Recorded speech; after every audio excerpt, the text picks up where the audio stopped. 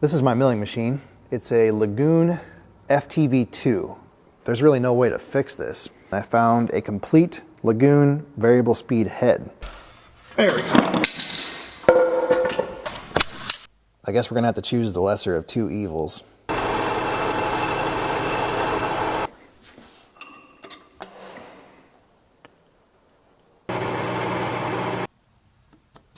There it is. We should be able to start putting this back together. I scribed some lines next to this hole. Hopefully we can get that lined up. Don't really want to drill a new one. I don't have to. Got a new roll pin, which I hope is the right size.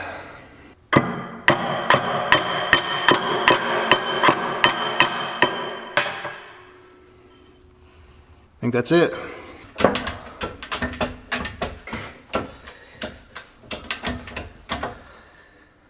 Ooh, I was probably supposed to take those screws out first, wasn't I? My bad. Pretty sure I just sheared them off. Yep. All right, might be time to stop for the day. You look pretty excited, pup. All right, it's a new day. I've got all the bushings installed, the variable speed pulleys back together, pretty self-explanatory. And then I went ahead and installed pretty much all the new bearings. There's a couple we're gonna have to put in as we go. I think we're ready to start putting stuff back together. We're probably gonna need a montage.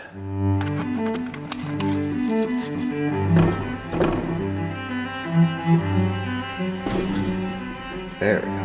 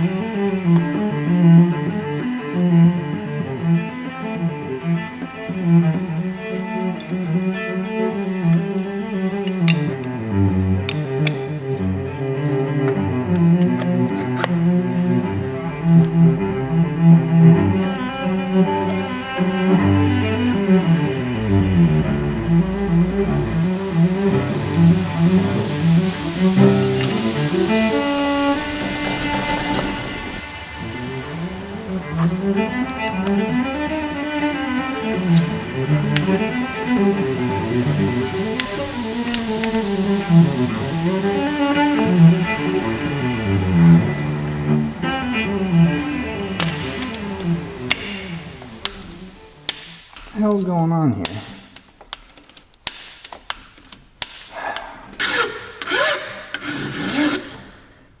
You know, this would be a good time to have a milling machine.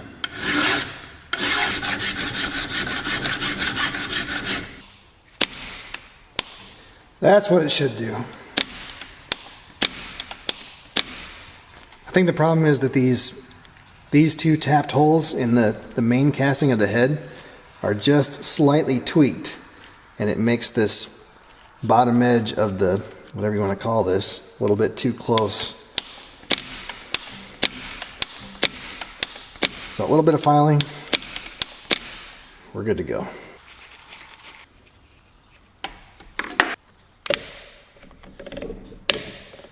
Still a little bit stiff.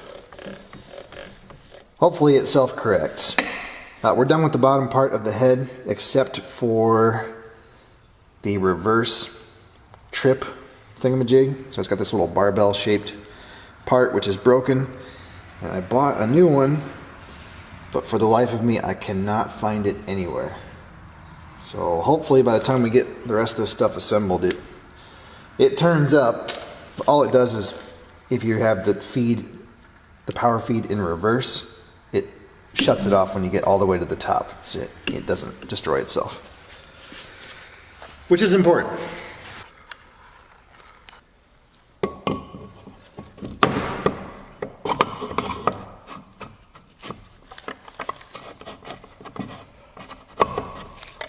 There's supposed to be a spring under that. Yeah, there's supposed to be 3 springs under that. There you go.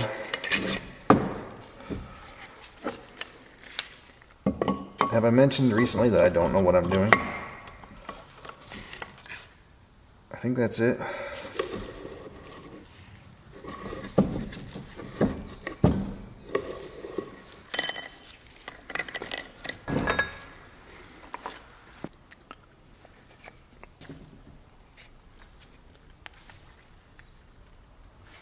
Nope, got greedy there.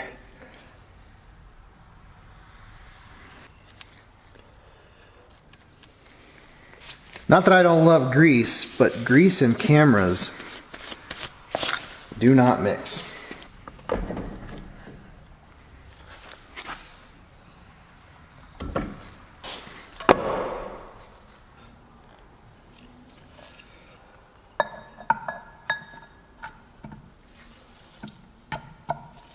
I swapped out the little brake cam. Should be good there.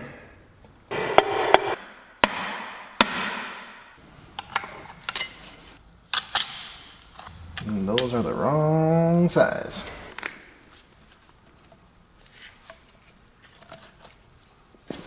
Oh, crap.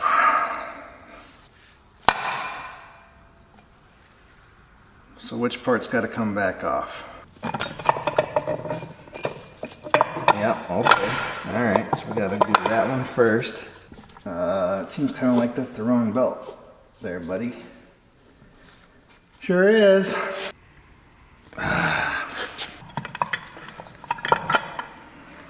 Well, I'm putting the old belt back in. I don't want to wait any longer. I got other things I need to do. It'll be fine.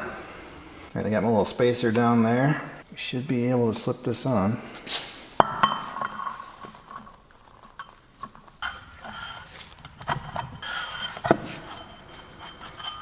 There it is. Okay. Man, I wish I had a new belt for that. Sucks.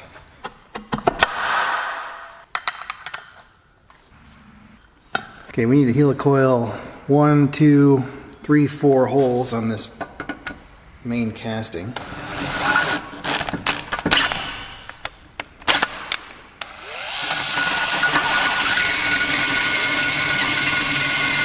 Supposed to use a 21/64 drill bit.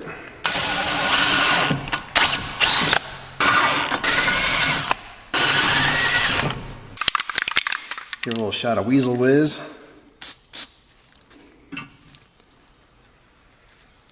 And we'll try to tap it as straight as we can. Should be plenty deep. These are M8, by the way, if that matters.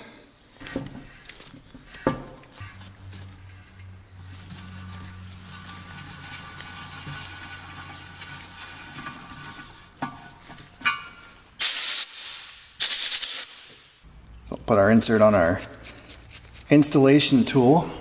Give her a little bit of Loctite.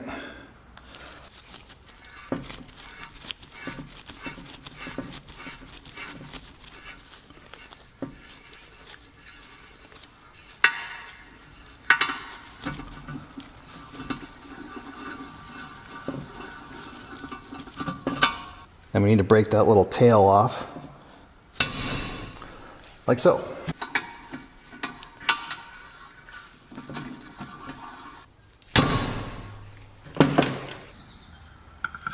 This is the belt that really matters. And I'm pretty sure it's correct. It better be. I'm going to be very unhappy.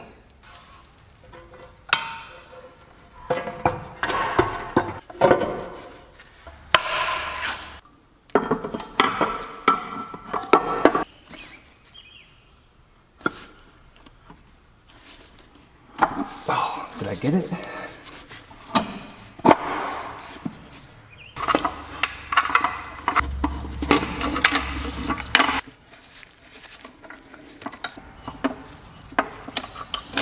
I don't know.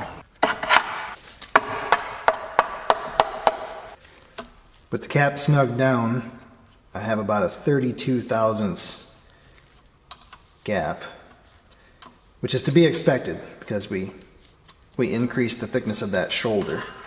So we got two options. We can take this cap off and machine the back side, take 32 thousandths off. The problem is everything inside is going to move up by 32 thousandths, which I don't think is a huge problem, but it might affect the engagement of the back gear. So the better way to do it would be to take that shaft that we repaired back out and machine that 32 thousandths clearance off of that sleeve that we pressed on. And magically this shoulder has moved up about 34 thousandths. So I'm going to put it back together. It's pretty much the same process it was the last time. There are no shortcuts, apparently. I'll bring you back when it's done. That's 2 thousandths. I think that should be fine. I don't want to put any stress on the bearings, but they need to have a little bit of preload or else I just know we're going to have problems.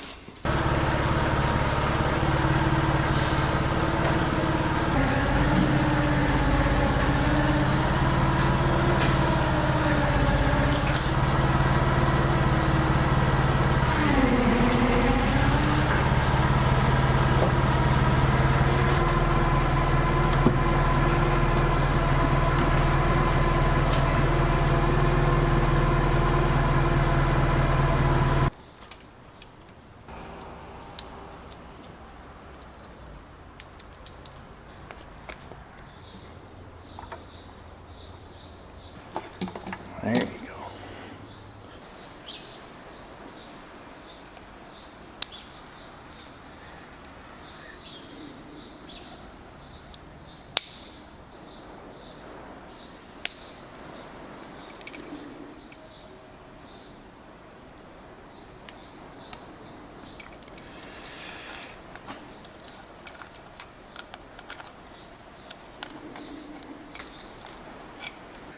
That's the knob off the switch.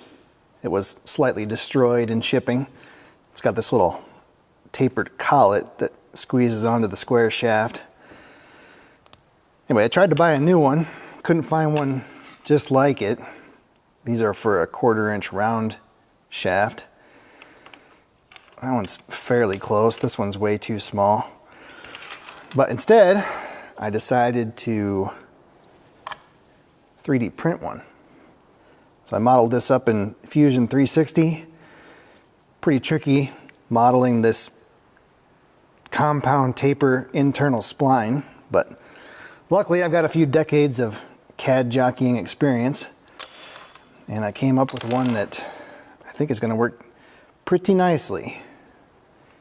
Getting kind of a late start on 3D printing, but it's pretty cool. Of course, there's a learning curve, but the things you can do with it are just incredible. I mean, how would you make that part any other way? That complex internal spline like that?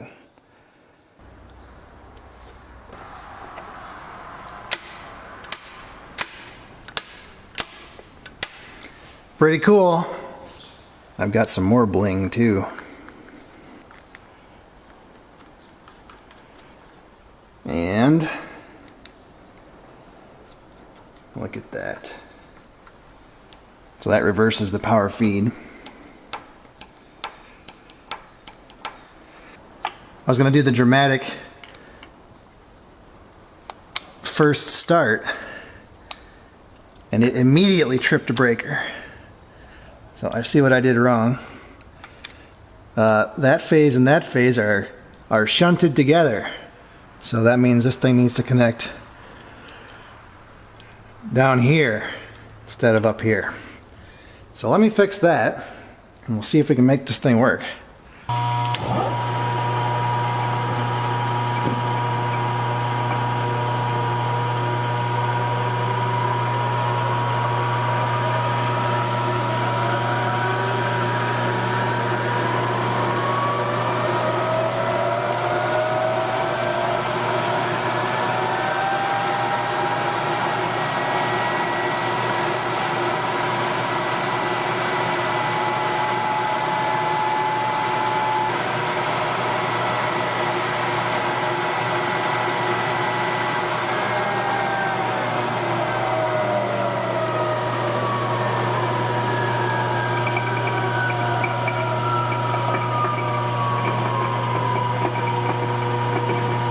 chain that moves the variator. It's hitting the top pulley, making that clunking sound. I need to adjust it a little bit.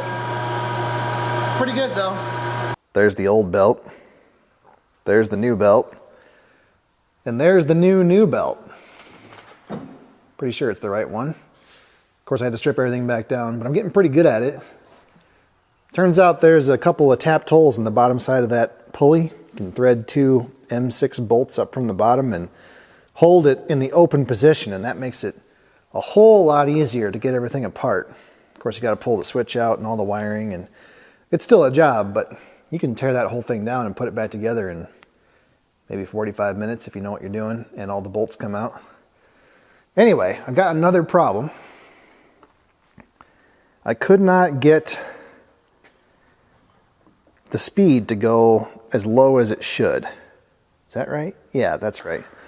So all the speeds were slightly too high, and I could not dial the speed all the way down to the minimum without it scraping and grinding.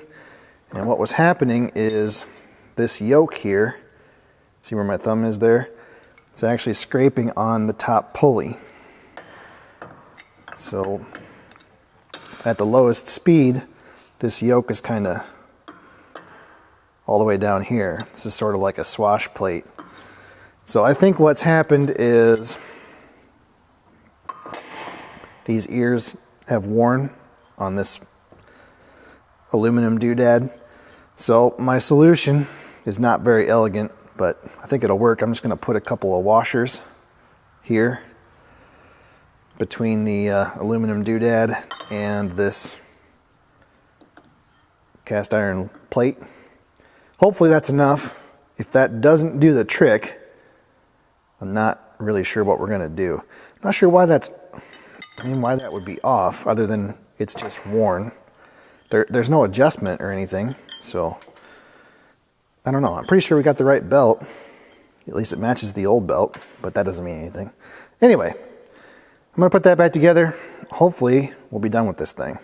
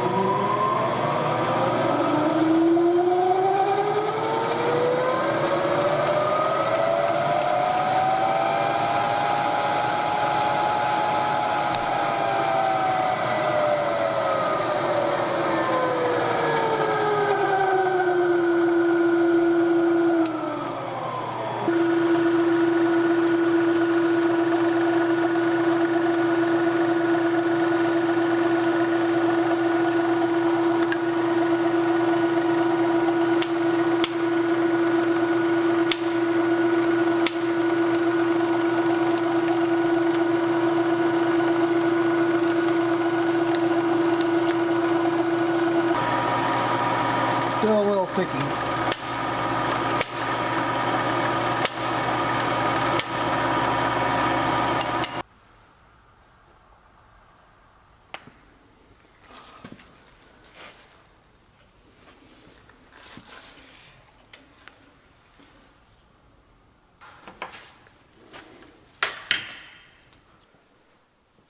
I think we are done. Finally. That was a long haul. I actually don't know how I managed to spend so much time rebuilding that head. I probably got at least 30 hours in it, maybe 40 hours, which is insane. And probably more than it's worth, if I'm being honest. But I think it came out pretty good. All new bearings, all new belts, got some new plastic conduit. I put all the little stickers and plates back on. I guess we better see if it's gonna work. Now, if you've never run a milling machine, I'll kind of walk you through the process here. So there's a switch that turns the motor on and off. You'll notice it has a 1 and a 2 instead of a forward and a reverse. That is because of the back gears. So this crank here changes your speed. This lever here is your brake. It's got a little ratchet teeth on it so you can actually lock the brake on for when you're tightening up the tool. This lever right here is the back gear selection. When it's in low range, it actually reverses the direction of the spindle. So if we put it in forward here, and then we changed it to high range, forward would now be reverse. So that gets kind of confusing. This lever here basically turns on power to the power feed. So normally you would just leave that off if you're not using the power feed, which is most of the time. There's your quill lever.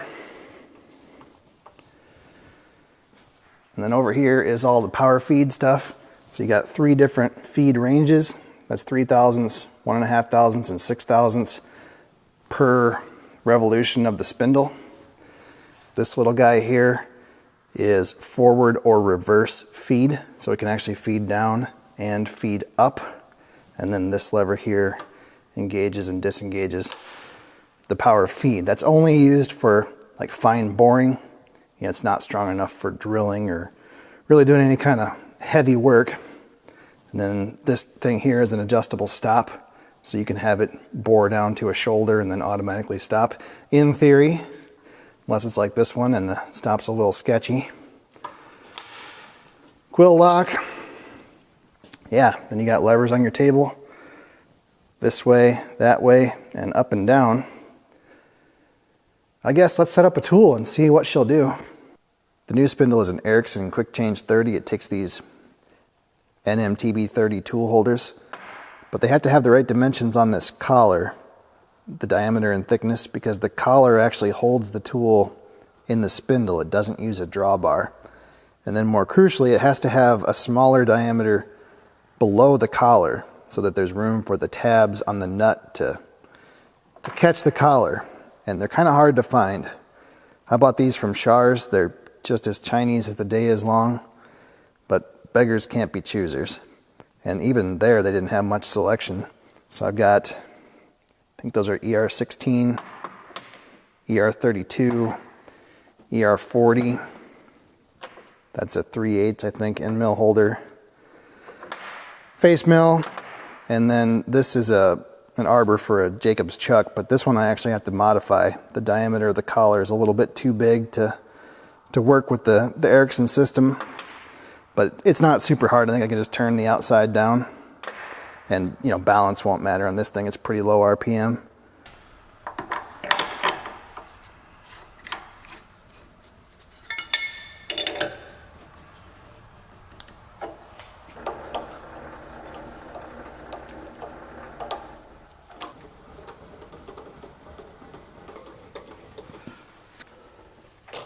So that lever locks what would be considered the Y-axis.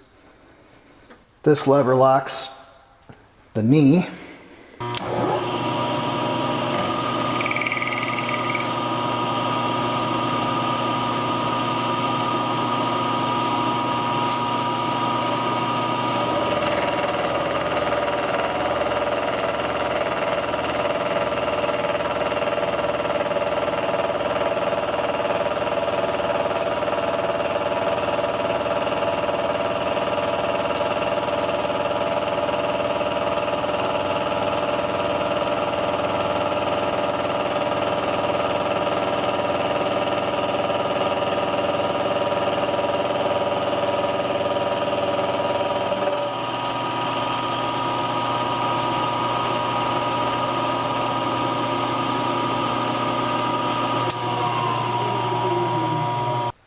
Well, I'm not going to complain about that.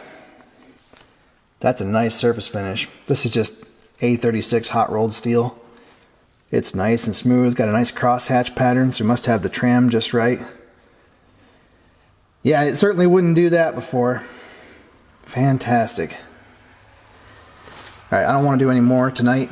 It's like 11 o'clock. I'm super tired. I'm just worried I'm going to make a mistake, so good enough. How many comments am I going to get about paint? I was going to paint it, but then I didn't.